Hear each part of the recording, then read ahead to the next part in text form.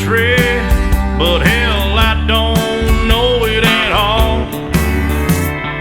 One thing that's certain, and I think old Hank would agree, that sure don't sound like country to me. Well, if it ain't broke, don't fix it. If it ain't Johnny, Merle, or Hank, or Waylon Jennings,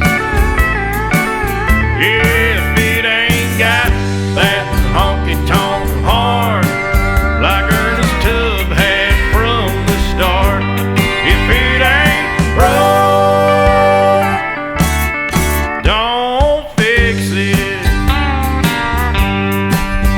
Well, nowadays in Nashville is like the Hollywood of the South.